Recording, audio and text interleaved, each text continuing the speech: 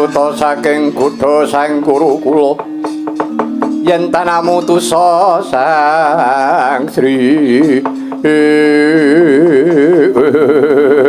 adalah Atrio bagus. Sapa kang dadi kekasihmu? Luwih becik saka ngendi dangkamu sapa percikamu? Wah, dalan rupak lumuk disian. Putra siswane sang Begawan Sukma Lawung Prabu Kalandaru. Sapa kowe? Pamadyaning Pandhawa kekasihku Raden Janaka. Wah, kowe sing tak goleki. Kowe ngupaya karo aku arep apa? Wah! Wis dadi keparang Sang Adi Penemban.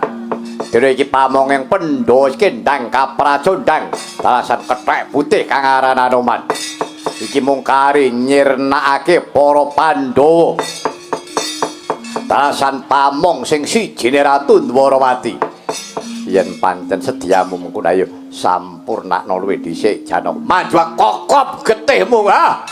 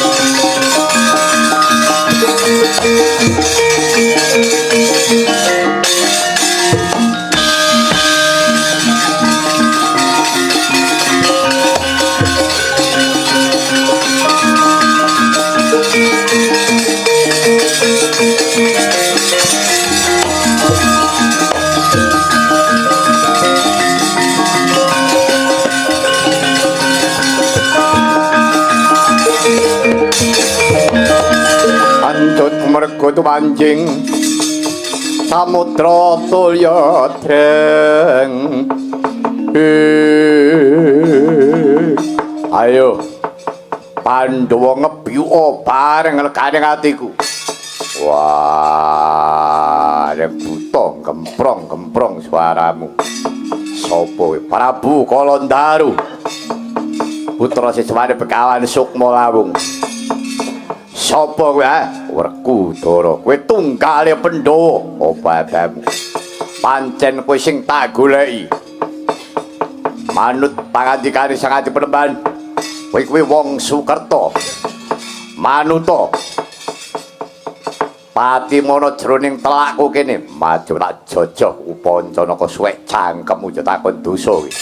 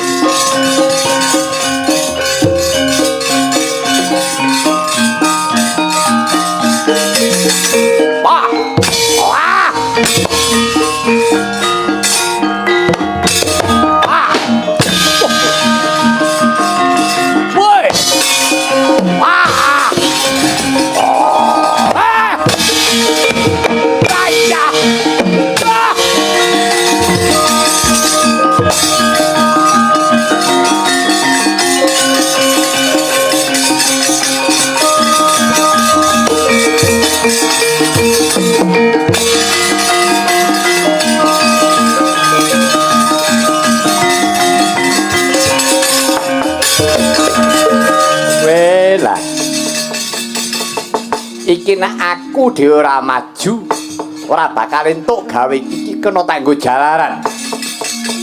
Pandhawa tak rampungane. Mung kari siji rampung Ratu Dwarawati.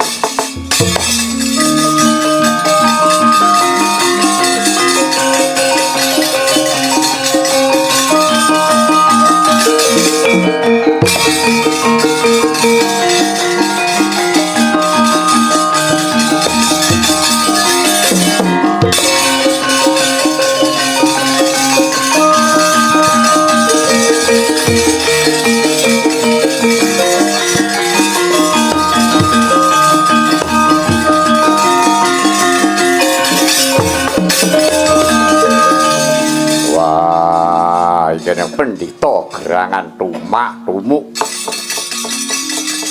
ngewoi-woi wong arep perang sapa kuwi nami kula Begawan Dewa Kasimpar arep apa kuwi non arep apa perang arep perang nggih mungsuhmu sapa saangsale pendito edan iki ora bae-bae jeneng pendhita sing sumbar nyumbari karo aku. Lah nggih pendhita niku mungsuhe nggih kalih pendhita ampun kalih sampeyan. Ngeten? Kowe ketemu perang perkara nggih wangi karo aku. Niki mboten perkara sesanak utawa sedulur. Pendhita niku weruh kahanan sing kira-kira ora ngepenake ati kudu tumandang gawe nut karo kabutuhane. Ngeten? Moko nyatanipun niku enten pendhita sing ngowahi pakem. Tegese enten pendhita kok mbarang ngamuk. Pendhita ngendhalke kaprawiran. Pun panjenengan kendha rumiyin. Kula ingkang majeng. Yen nganti kowe kalah, empun mengke nek kalah kula golek melih. Golek apa? Nggih golek paitan to. Ngisi-isini pendhita pun wani maju perang. Agal alus ruwa ringkes. Pun kula sanggane aja nganti gawe wirang, aja nganti gawe wicit. Pun priksani mawon.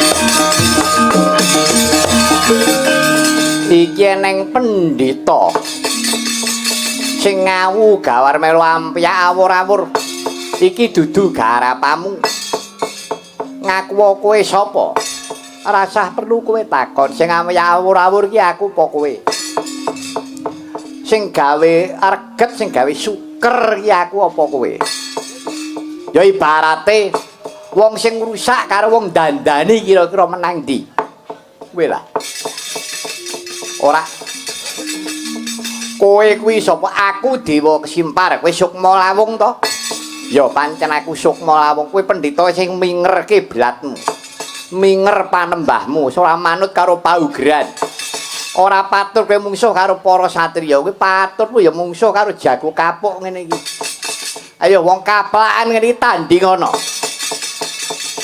karo dene nek kowe arep mungsuh karo wong nom-nom mongso gelem sing nom-nom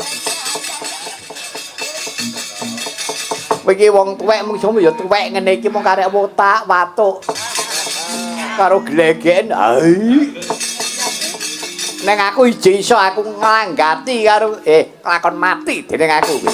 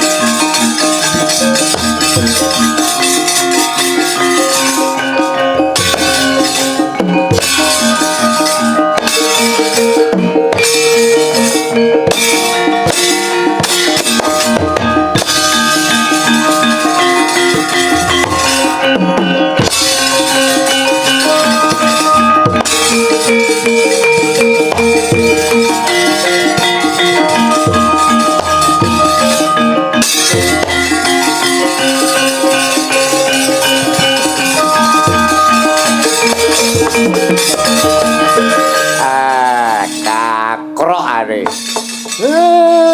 Pendhita perang kok rusuh. Apa enak pendhita tuwe kok perange nyokot. Ora penak men rasane atiku.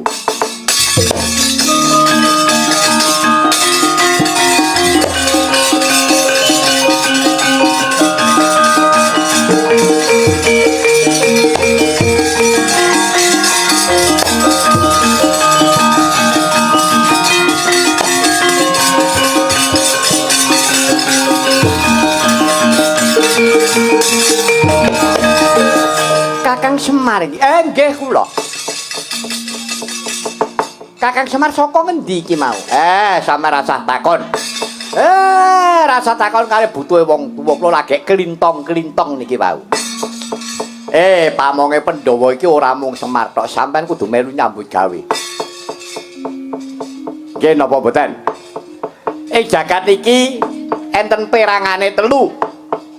Sing kena denarani suryaning jagat, kembanging jagat, talining jagat. Talining jagat niku kula. Kembange jagat niku Janaka, suryaning jagat niku sampeyan. Janaka pun nyambut gawe, kula wis nyambut gawe, sing den nyambut gawe mung karek sampeyan tok. Sampeyan iku aja ngadol omong terus. Ora ketok sak kabrukan ya kudu maju. Ngeten. Mang ngrasake rekasane wong ngetokake kekuatan kaya napa rak ngoten. Aja kok wong tuwa rewangi ketempiakan kaya ngene sing napa malah penak-penak ming adol omong. Ayo maju.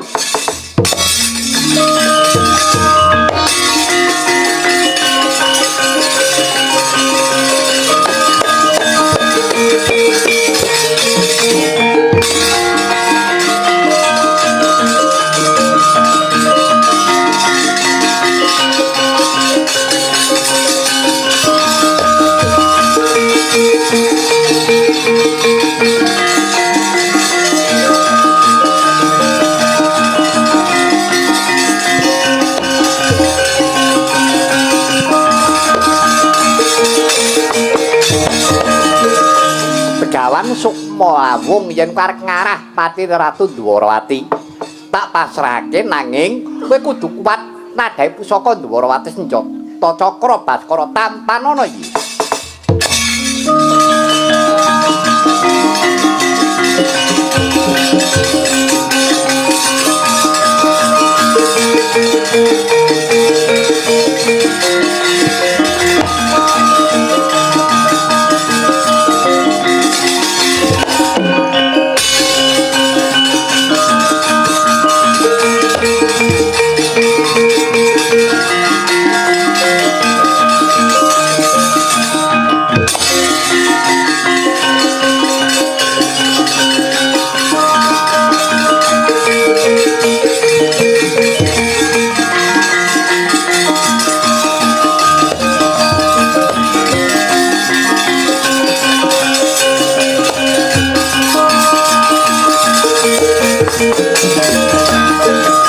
Baskara titi mangsa Begawan Sukma Awung ketaman pusaka Dwarawati Jata Cakra Baskara badar jatine wujud Narendra tawang gantungan Prabu Godha Kumara.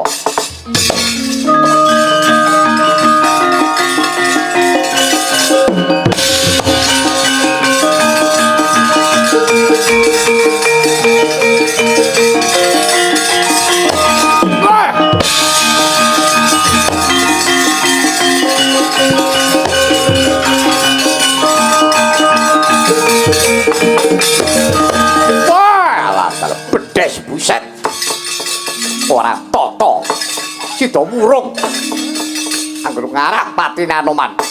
Anoman ki wis kuwek sing ngalang-alangi urip biyen ora liya mung bedes elek si Anoman kuwi karo biyen Rama Wijaya. Rama ya wis modar manuksma karo Ratu Dwarawati. Karepku ngono aku iki mung arep malsukum Anoman karo titising Rama Wijaya. Sida mrucut saka penjangkaku mati kepindhon tak wujudi.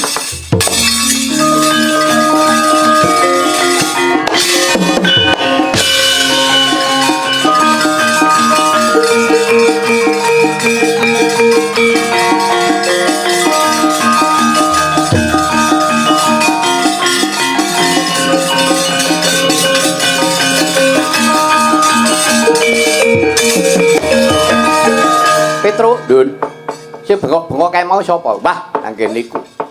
Nika mau pendhita kenging senjata Cakra Sikam. Cakra Baskara. Nggih, Madyer. Terus jadi nika biyen Ratu Ngalkadiraja Prabu Sadadimuka. Prabu Dasamuka. Lah nggih. Saiki kuwi wis dadi Kumara. Nggih, nek sing gemprong-gemprong wah suarane sih keras. Aku mau weruh klebati Anoman. Kowe ngerti Anoman? Ngertos. Anoman kon mrene. Pripun? Anoman kon mrene. Anoman ken mriki. Iya. Sakniki. Iya. Oh nggih. Lho.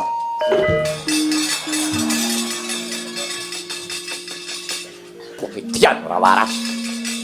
Petruk, Dun. Anoman. Dan iki